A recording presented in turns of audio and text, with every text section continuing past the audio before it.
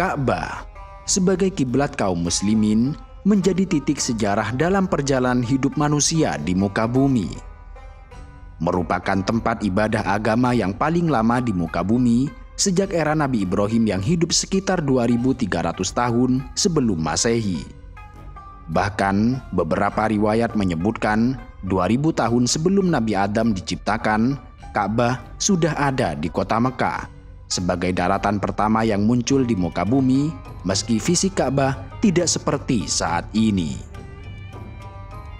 Kemudian Allah memerintahkan Nabi Adam untuk tawaf di Ka'bah, yang hal itu terjadi setelah Nabi Adam mengeluh sejak diturunkan ke bumi tidak bisa bercakap dengan para malaikat. Dalam kitab As-Sirah An-Nabawiyah li Ibni Ishaq disebutkan, setelah Nabi Adam diturunkan dari surga ke muka bumi, ia mengadu kesepian setelah tidak bisa bercakap-cakap dengan para malaikat seperti di surga. Allah menjawab, itu akibat kesalahan Nabi Adam sendiri. Allah kemudian memerintahkan Nabi Adam agar pergi ke Mekah untuk membangun bait dan tawaf seperti yang dilakukan para malaikat. Nabi Adam pun pergi dari India, tempat ia diturunkan ke muka bumi, menuju Ka'bah, tempat yang Allah tunjukkan. Nabi Adam kemudian membangun Baitullah atau Ka'bah dan tawaf seperti yang dilakukan oleh para malaikat di Baitil Makmur. Setelah Nabi Adam berkunjung dan tawaf di Ka'bah, para malaikat pun menyapanya, "Ya Adam, dari mana kamu?" "Aku mengunjungi Baitullah." Malaikat berkata, "Aku telah berkunjung ke sana sebelum kamu." Di antara hal unik pada Ka'bah, tidak hanya pada Hajar Aswad yang diyakini sebagai batu dari surga, juga tidak hanya sebagai kiblat umat Islam sedunia. Namun, potongan marmer coklat kekuningan pada pondasi Ka'bah atau Shadarwan termasuk tempat yang terbilang istimewa. Hanya saja, tidak semua jemaah haji dan umroh menyadari atau mengetahuinya tentang maksud dari tanda pada Shadarwan ini. Shadarwan begitu sebutan untuk pondasi Ka'bah yang mengitari Ka'bah bagian bawah. Shadarwan dibuat agar bangunan Ka'bah lebih kokoh.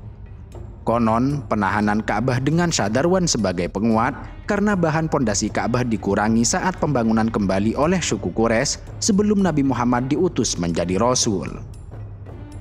Ketika Abdullah bin Az-Zubair membangun ulang pada tahun 63 Hijriah, Shadarwan juga ikut dibuat memperkuat bangunan Ka'bah.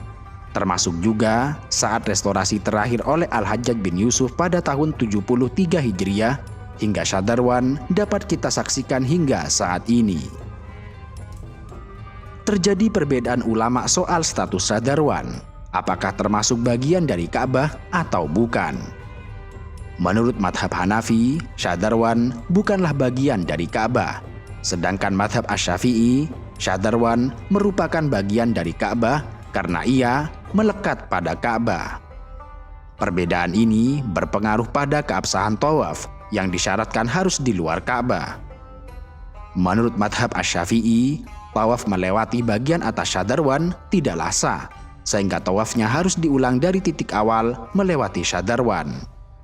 Berbeda dengan madhab Hanafi yang menyebut bahwa Shadarwan bukan bagian dari Ka'bah, yang berarti bahwa tawaf di Shadarwan telah berada di luar Ka'bah yang menjadi syarat dalam tawaf. Pada bagian Shadarwan inilah terdapat tanda lokasi Mushola Jibril. Mushola Jibril artinya tempat sholat malaikat Jibril saat mengajari sholat Nabi Muhammad. Itu dilakukan pada siang hari, setelah malamnya Rasulullah melakukan peristiwa Isra dan Mi'raj. Perjalanan spiritual Nabi Muhammad dari Masjidil Haram ke Masjidil Aqsa hingga Sidratil Muntaha dan menerima perintah sholat 5 waktu. Isra dan Mi'raj merupakan peristiwa penting dalam Islam yang menurut Al-Mubarakfuri dalam Ar-Rahiqil Mahtumnya, peristiwa ini terjadi pada tahun ke-10 setelah kenabian. Al-Quran mengabadikan peristiwa Isra dan Mi'raj dalam surah Al-Isra ayat 1. Subhanalladzi asra bi'abdihi laylan minal masjidil harami ilal masjidil aqsa alladzi barakna hawlah الذي باركنا حوله لنريه من آياتنا إنه هو السميع البصير. Maha suci Allah yang telah memperjalankan hambanya Muhammad pada malam hari dari Masjidil Haram ke Masjidil Aqsa yang telah kami berkahi sekelilingnya, agar kami memperlihatkan kepadanya sebagian tanda-tanda kebesaran kami.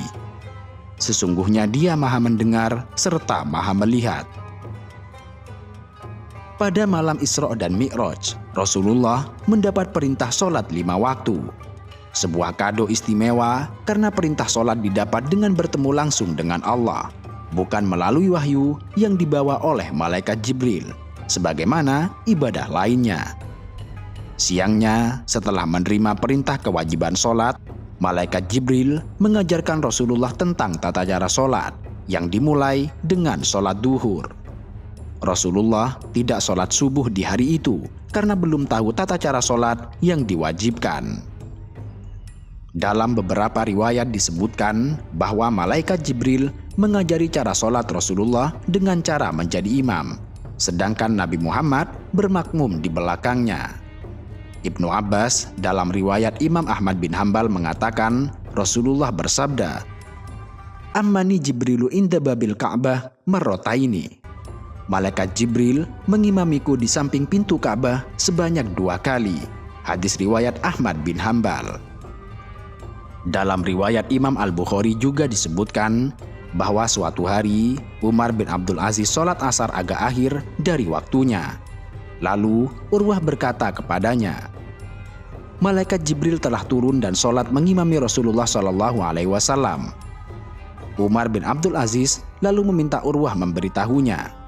Urwah menjelaskan, "Aku mendengar Bashir bin Abi Mas'ud berkata, aku mendengar Abu Mas'ud mengatakan, Sami'tu Rasulullah sallallahu alaihi wasallam yaqulu, nazala Jibrilu fa'amani fasallaitu ma'ahu, thumma sallaitu ma'ahu, thumma sallaitu ma'ahu, thumma sallaitu ma'ahu, thumma sallaitu ma'ahu, yahsubu bi asabihi khamsa salawatin." Aku mendengar Rasulullah sallallahu alaihi wasallam bersabda, "Malaikat Jibril telah turun, lalu sholat bersamaku, kemudian aku sholat bersamanya. Kemudian aku sholat bersamanya, kemudian aku sholat bersamanya, kemudian aku sholat bersamanya, dan kemudian aku sholat bersamanya." Rasulullah menghitung dengan jari-jarinya, semuanya sebanyak 5 kali sholat. Hadis riwayat Imam Al-Bukhari. Itu artinya, sejak awal sholat dilakukan dengan cara berjamaah, imam dan makmum, bukan sendirian, sehingga tidak heran jika sholat dengan berjamaah pahalanya berlipat ganda, melebihi sholat sendirian dengan selisih 27 derajat. Malaikat Jibril mengajari sholat Rasulullah berada di tempat Nabi Ibrahim membuat lumpur saat membangun Ka'bah. Karena itulah tempat ini juga dikenal dengan sebutan Al-Ma'jan. Imam Izzuddin bin Abdussalam menyatakan Al-Ma'jan juga merupakan tempat sholat 5 waktu malaikat Jibril bersama Nabi Muhammad selama 2 hari setelah diwajibkan sholat di malam Isra dan Mi'raj. Malaikat Jibril menjadi imam sementara Nabi Muhammad mengikutinya dengan menjadi makmum. Tempat sholat malaikat Jibril berada di sisi kanan pintu Ka'bah yang ditandai dengan potongan 8 marmer coklat kekuningan pada Syahdarwan. Marmer ini terbilang salah satu jenis pualam paling langka di dunia dan disebut batu meri. Konon, marmer di tempat ini sudah berumur lebih 807 tahun. Mengikuti putaran tawaf berarti dari Hajar Aswad, kemudian Multazam, pintu Ka'bah. Setelah pintu Ka'bah sekitar setengah meter adalah musola Jibril atau Ma'jan yang ditandai dengan 8 potongan marmer coklat. Tentu saja, malaikat Jibril tidak sholat di marmer itu, melainkan di sisi Ka'bah yang lurus dengan itu. Di tempat imam sholat 5 waktu berdiri saat ini, yang diikuti barisan makmum di sekeliling Ka'bah.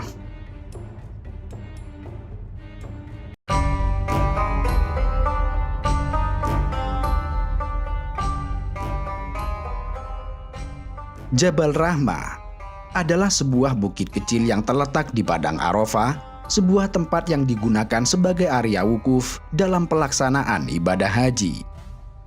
Terdapat banyak nama yang disematkan untuk bukit ini. Sebagian ada yang menyebutnya sebagai Jabal Du'a, sebagian lagi menyebutnya dengan An-Nabit, sementara orang Badui menyebutnya dengan Al-Qorin. Tetapi sebutan yang paling populer, termasuk yang biasa digunakan oleh jemaah dari Indonesia, adalah Jabal Rohmah. Kendati beberapa orang ada yang enggan menyebut bukit ini sebagai Jabal Rohmah. Alasannya karena tidak ada dasar dari sunnah dan menyarankan untuk menamakannya Jabal Arafah. Jabal Rohmah terletak di bagian timur Arafah dengan tinggi sekitar 60 meter dan berjarak sekitar 1,5 km dari Masjid Namira. Di atas Jabal Rahmah terdapat sebuah tugu setinggi 4 meter sebagai penanda Arafah. Tugu ini diyakini sebagai tempat pertemuan antara Nabi Adam dan Hawa. Namun demikian, tidak ada riwayat sahih yang menyebutkan bahwa titik ini adalah pertemuan antara Nabi Adam dan Hawa setelah terpisah pasca diturunkan dari surga. Bahkan sebenarnya, tugu ini hanya sekedar tanda untuk pengenal tanah Arafah. Tetapi kemudian, banyak yang meyakini tugu tersebut sebagai monumen pertemuan antara Nabi Adam dan Siti Hawa. Arafah merupakan tempat wukuf jamaah haji, dikarenakan menjadi salah satu rukun haji yang terpenting. Begitu pentingnya rukun ini, sehingga Rasulullah bersabda, Al-Hajju Arafah. Wukuf di Arafah dilaksanakan pada tanggal 9 Dzulhijjah setelah zuhur. Saat wukuf, jamaah haji harus berada di area Arafah dan tidak harus naik ke Jabal Rahmah. Menurut Imam An-Nawawi, dalam kitabnya yang berjudul Al-Iddah fi Manasikil Haji wal Umroh, naik ke Jabal Rahmah bukan sebuah keharusan. Bahkan keliru jika memiliki anggapan tidak sah wukuf jika tidak naik ke gunung. Kendati demikian, saat wukuf, banyak jemaah yang naik ke puncak Jabal Rahmah. Meski itu bukan sebuah kewajiban haji, bahkan bukan sebuah kesunahan. Pada bebatuan Jabal Rahmah juga terlihat banyak tulisan nama seseorang dan tidak jarang ditemukan foto-foto yang diselipkan di antara bebatuan. Biasanya, nama-nama yang ditulis adalah keluarga jamaah yang belum memiliki kesempatan ke tanah suci atau sekedar kenangan bahwa dirinya pernah berada di tempat ini. Ada rumor yang beredar bahwa menuliskan nama di bebatuan Jabal Rahmah menjadi bagian dari doa mendapat panggilan ke tanah suci. Arafah berarti tahu, mengerti, dan mengenal. Terkadang kata Arafah diucapkan dalam bentuk plural, yaitu Arafat sebagai isim jamak yang merujuk pada kawasan di sebelah timur Laut Mekah di luar area Tanah Haram dengan jarak sekitar 20 km dari Masjidil Haram. Di tengahnya terdapat gunung bertugu yang kemudian dikenal dengan nama Jabal Rahmah. Banyak versi mengenai penamaan Arafah dengan beragam alasan dan latar masalah yang berbeda. Ada yang mengatakan disebut Arafah karena di tempat ini seluruh umat Islam dari segala penjuru dunia berkumpul saat wukuf. Beragam ras dan etnis dari seluruh dunia berada di satu titik kumpul, sehingga di tempat itulah mereka saling mengenal atau ta'aruf karena rahmat Allah. Itulah alasannya kenapa bukit di Arafah disebut Jabal Rahmah. Selain itu, juga disebutkan bahwa nama Arafah merujuk pada pembelajaran ibadah haji oleh malaikat Jibril kepada Nabi Ibrahim. Di Arafah, Nabi Ibrahim telah mengerti atau Arafah penjelasan Jibril terkait tempat-tempat dan serangkaian ibadah haji yang harus dilaksanakan. Juga ada yang menyebut bahwa di tempat itu pula Nabi Ibrahim mengetahui atau Arafah bahwa mimpinya menyembelih Ismail adalah hak atau benar dari Allah setelah sebelumnya mengalami keraguan. Kendati demikian, Terdapat pandangan populer yang menyatakan bahwa Arafah merupakan tempat pertemuan Nabi Adam dan Hawa, dan keduanya saling mengenal atau Arafah setelah turun terpisah dari surga. Dalam riwayat dari Ibnu Abbas misalnya, disebutkan bahwa Nabi Adam diturunkan di bumi Hindi, sementara Hawa diturunkan di kawasan Jeddah. Kemudian, keduanya saling mendekat atau isdalafah di sebuah tempat yang kemudian dikenal dengan nama Musdalifah, dan akhirnya berkumpul di Arafah. Ibnul Athir dalam Al-Kamil fi Tarikhnya mengutip sebuah riwayat, termasuk dari Ibnu Abbas, Qatadah dan Abul Aliyah yang menyebutkan tempat diturunkan dan pertemuan Nabi Adam dan Hawa. Disebutkan bahwa Nabi Adam mendarat di India di sebuah gunung bernama Nuh di tanah Sarandeb, sementara Hawa mendarat di Jeddah. Nabi Adam terus mencari Hawa ke beberapa tempat dengan berpindah-pindah dan tidak mengenal waktu. Konon, pencarian Nabi Adam ini berlangsung selama 40 tahun, hingga kemudian mereka berdua saling mendekat di suatu tempat yang kemudian dikenal dengan nama Musdalifah. Setelah itu, mereka saling mengenal di tempat yang kemudian disebut Arafah dan berkumpul sehingga Arafah juga dikenal dengan nama Al-Jam. Pertemuan keduanya merupakan rahmat atau kasih sayang dari Allah setelah berpisah selama 40 tahun. Sekaligus juga menjadi hari kasih sayang bagi keduanya yang dalam bahasa Arab juga disebut rahmah. Karena itu, wajar jika kemudian bukit di Arafah, tempat Nabi Adam dan Hawa saling bertemu itu, kemudian dikenal dengan nama Jabal Rahmah. Meskipun sebenarnya tidak ada riwayat pasti di mana titik pertemuan di bagian Arafah. Boleh jadi pertemuan itu memang terjadi di Jabal Rahmah atau di tempat lain di sepanjang kawasan Arafah. Itu pun jika beberapa riwayat yang menggambarkan pertemuan mereka di Arafah adalah sahih. Sebab terkait tempat turunnya Nabi Adam dan Hawa saja, terdapat beberapa riwayat yang berbeda. Terlepas dari latar historis atau asal penamaan Arafah dan Jabal Rahmah, wukuf di Arafah menjadi rukun terpenting dalam pelaksanaan ibadah haji. Di Arafah, jemaah haji disunahkan untuk berdoa, mengharap rahmat Allah, sehingga gunung di tengahnya dikenal dengan nama Jabal Rahmah dan Jabal Du'a. Doa memohon rahmat Allah juga tidak harus di gunung, asalkan masih berada di kawasan Arafah. Justru lebih disarankan untuk wukuf di tempat Rasulullah wukuf saat melaksanakan haji wada. Tempat wukuf Nabi berada di tanah lapang, di sebelah lereng Jabal Rahmah yang kemudian dikenal dengan nama As-Sokhrot. Dikisahkan setelah sholat zuhur dan asar, di sebuah tempat yang sekarang disebut Masjid Namirah, Rasulullah menyampaikan khutbah Arafah. Kemudian Rasulullah berjalan dengan menunggang untanya hingga sampai di tempat lapang di bawah Jabal Rahmah. Rasulullah menghadap kiblat, berdoa, dan berada di tempat itu hingga matahari tenggelam dan warna kuning sedikit menghilang di ufuk barat. Disebutkan di tempat inilah dan di waktu itu pula ayat penyempurnaan Islam sebagai agama pada surah Al-Maidah diturunkan kepada Nabi. Al-yawma akmaltu lakum dinakum wa atmamtu alaikum ni'mati wa raditu lakumul Islam dina. Pada hari ini telah aku sempurnakan agamamu untukmu, dan telah aku cukupkan nikmatku, dan aku telah ridhoi Islam sebagai agamamu. Belakangan, tempat Nabi wukuf ini dibangun sebuah masjid yang disebut dengan Masjid Sokhrot. Masjid As-Sokhrot merupakan salah satu masjid bersejarah yang berada di bawah Jabal Rahmah dan masih termasuk dalam wilayah Arafah. Masjid ini dibangun karena menjadi tempat wukuf Rasulullah saat melaksanakan ibadah haji. Awalnya, masjid ini hanya berupa tembok pendek yang mengitari masjid, dengan padang Sahara di sebelahnya.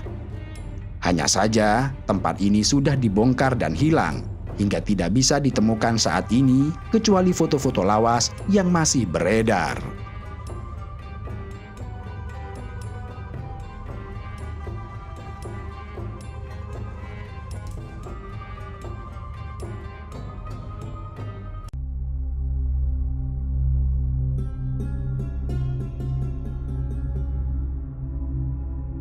Wadil Muqaddasi Tuwa merupakan sebuah lembah yang disinggung oleh semua agama samawi dan disebutkan sebagai tempat terjadinya perbincangan antara Nabi Musa dengan Allah. Karena itulah Nabi Musa kemudian disebut sebagai Kalimullah, satu-satunya utusan Allah yang difirmani secara langsung di atas bumi.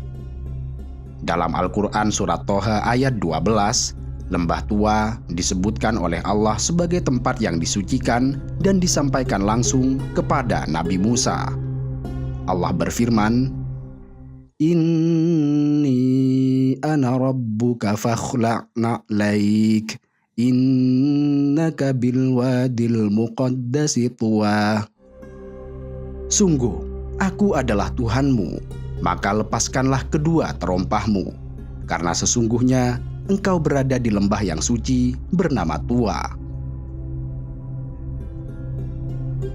Nabi Musa diberi keutamaan dan kemuliaan oleh Allah dengan menyampaikan firman secara langsung kepadanya saat masih di bumi, tanpa wahyu dan perantara malaikat, sebagaimana lazimnya para nabi dan rasul menerima wahyu, bahkan Nabi Muhammad sekalipun. Allah berfirman dalam surah An-Nisa ayat 164, "Wa rusulan qad qasasnahum 'alaika min qabl wa rusulan lam naqasushum 'alaik wa kallamallahu Musa taklima." Dan ada beberapa rasul yang telah kami kisahkan mereka kepadamu sebelumnya, dan ada beberapa rasul lain yang tidak kami kisahkan mereka kepadamu, dan Allah berbicara langsung kepada Musa. Terkait keutamaan yang diberikan kepada para rasul, dan khususnya kepada Nabi Musa, Allah juga berfirman dalam surah Al-Baqarah ayat 253, "Tilkar rusulu faddalna ba'dahum 'ala ba'd, minhum man kallamallah wa rafa'a ba'dahum darajat." Rasul-rasul itu kami lebihkan sebagian mereka dari sebagian yang lain. Di antara mereka ada yang langsung Allah berfirman dengannya, dan sebagian lagi ada yang ditinggikannya beberapa derajat. Atas keistimewaan ini, Nabi Musa diberi gelar Kalimullah atau Kalimur Rahman, yang artinya diajak bicara langsung oleh Allah di dunia.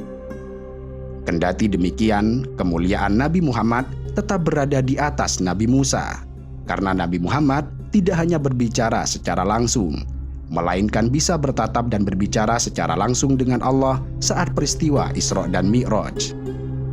Dalam peristiwa pertemuan inilah, Nabi Muhammad menerima kado istimewa berupa kewajiban sholat 5 waktu kepada umatnya. Wadil Muqaddasi Tuwa menjadi tempat munajat Nabi Musa, sekaligus menjadi tempat pertama kali Nabi Musa mendapat wahyu secara langsung dari Allah. Kata wadi memiliki arti lembah, sedangkan kata muqaddasi mengacu pada sebuah tempat yang al-mutahhar atau al-mubarak, yang berarti tempat yang disucikan dan diberkahi. Dengan demikian, kata Wadil Muqaddasi Tuwa berarti lembah yang disucikan atau diberkahi bernama Tuwa. Tuwa adalah lembah terbesar di dunia. Disebutkan bahwa Nabi Musa berada di lembah ini saat perjalanan menuju Mesir untuk mengunjungi ibunya, setelah Nabi Musa menikah dengan putri Nabi Syu'aib. Nabi Musa berangkat melewati suatu tempat yang tidak diketahui, hingga sampai di lembah Nabag di Sinai, kemudian pindah ke Wadi Kit, lalu ke Wadi Asla. Di tengah perjalanan itu, istri Nabi Musa melahirkan seorang putra, dan perjalanan berlanjut hingga sampai di lembah yang disebut Al-Quran sebagai Muqaddasi Tuwa. Pada surah Toha, Al-Quran mengisahkan detik-detik saat Nabi Musa berada di lembah Muqaddasi Tuwa, dan Allah berfirman kepadanya secara langsung. Saat itu, Nabi Musa melihat api di kejauhan dan memerintahkan keluarganya untuk tetap tinggal. Nabi Musa kemudian menghampiri api itu, dan ketika dia mendekatinya, dia mendengar firman Allah.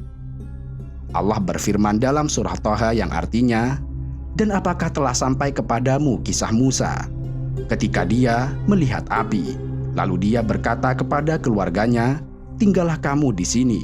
Sesungguhnya aku melihat api, mudah-mudahan aku dapat membawa sedikit nyala api kepadamu, atau aku akan mendapat petunjuk di tempat api itu.' Maka ketika dia mendatanginya, yaitu ke tempat api itu, dia dipanggil, 'Wahai Musa, sungguh aku adalah Tuhanmu, maka lepaskanlah kedua terompahmu, karena sesungguhnya engkau berada di lembah yang suci bernama Tua. Dan aku telah memilih engkau, maka dengarkanlah apa yang akan diwahyukan kepadamu.'" Dr. Wahbah Az-Zuhaili dalam tafsir Al-Munirnya menyebutkan bahwa lembah Tua berada di tanah Sinai yang berarti berada di wilayah Mesir saat ini, tepatnya di Pulau Sinai yang tingginya mencapai 2.285 meter di atas permukaan laut. Di sebelahnya terdapat Gunung Saint Catherine yang tingginya mencapai 2.629 meter dan dianggap sebagai gunung yang tertinggi di Mesir.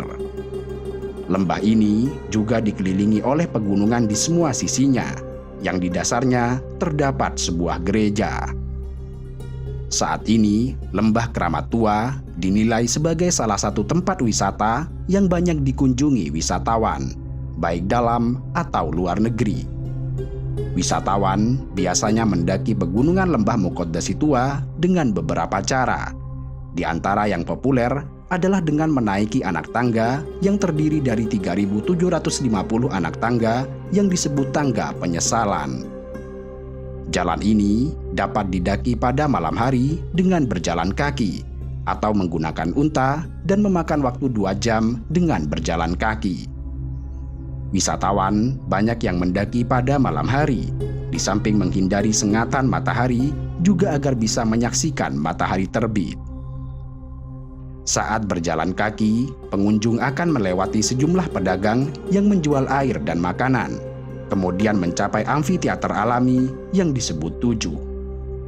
Di puncak, terdapat tempat yang tertutup bagi pengunjung, yaitu Gereja Tritunggal yang didirikan pada tahun 1934 Masehi.